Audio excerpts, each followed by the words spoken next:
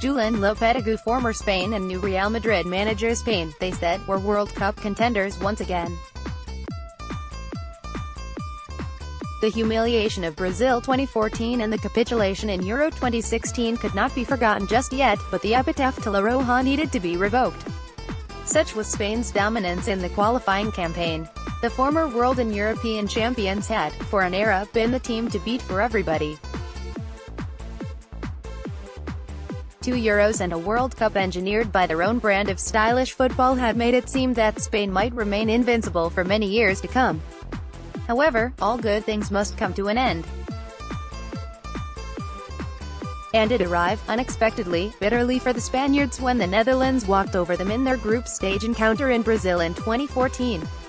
La Roja were broken, never to recover in that campaign. There was a sense of rejuvenation at the Euros that was cut short by a canny Italian side, and it seemed Spain's tactics had been unraveled by the world for good. The beginning Xavi Hernandez had bid goodbye, while fellow magician Andres Iniesta is nearing the twilight of his career. Spain needed to reinvent themselves before the start of another arduous World Cup qualifying campaign that had old rivals Italy in their group. The man given this unenviable task was Julen Lopeteguie. He was, after all, inheriting a mixed group of veteran world champions still scarred from recent setbacks. Not only did he need to eviscerate the recent memories but also engender a new football philosophy. A few months later, Spain's absolute domination of their group meant he had succeeded in both his tasks. Unbeaten and resilient, Spain, led by the mercurial Sergio Ramos and trained by the pragmatic Lopetegui, were world contenders again. The humbling of Italy in the home game was perhaps the biggest proof that the Spanish team could, in theory, replicate the success of previous iterations. They had, after all, won 9 of their 10 qualifying matches. The end, again, things might have come full circle in shocking fashion just 3 days ahead of the big-ticket opener versus Portugal. 51-year-old Lopetegui had been suddenly announced as the Real Madrid coach, set to take over after his World Cup campaign. A minor aberration, possibly bad timing, surely. Yet no one expected the knee-jerk reaction that ensued from the Spanish Football Federation.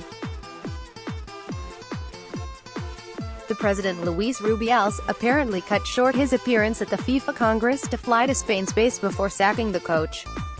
He said he felt betrayed by Lopetegui's conduct, that he and Real had gone behind their backs, that he had only got to know of the news 5 minutes prior to the official announcement.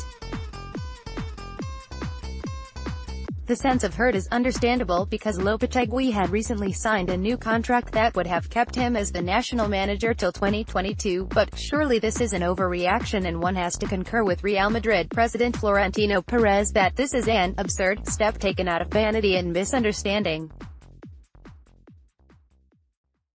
Lopetegui broke down at his official unveiling, calling the previous day one of the saddest of his life, and one can understand his emotions. Many have defended Rubiales' actions, saying he acted with propriety, that he had no other option but to stand up for the autonomy of the federation. Fernando Hierro has taken charge of Spain after Lopetegui's exit. Meanwhile, Fernando Hierro has been given the stopgap job of stewarding the team in the World Cup. Let us consider the footballing aspect of the matter with perspicacity. The federation's primary task is to ensure that the team has the best chance of succeeding at the Cup. By sacking Lopetegui and appointing Hierro, they have taken that away.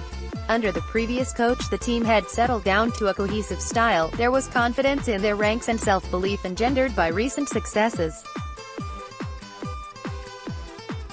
It is extremely difficult for someone new to come in and set up the same kind of synergy, let alone at a World Cup. Yes, the players will still remain committed to the cause, but they would have been unduly bothered by the commotion caused by all the drama. The World Cup is an unforgiving tournament, a slip-up against the European champions Portugal, led by the brilliance of Cristiano Ronaldo, who will go out all guns blazing in what could be his final World Cup, might be a telling blow on the team's character and confidence. Lopeteguie's sacking might just have set up the ground for such a collapse, and the Spanish Federation had, for all intents and purposes, scored an own goal before the cup has begun. Lopeteguie, meanwhile, will go down as one of the very few managers of a national team who was sacked despite remaining unbeaten and winning 14 of the 20 matches he was in charge.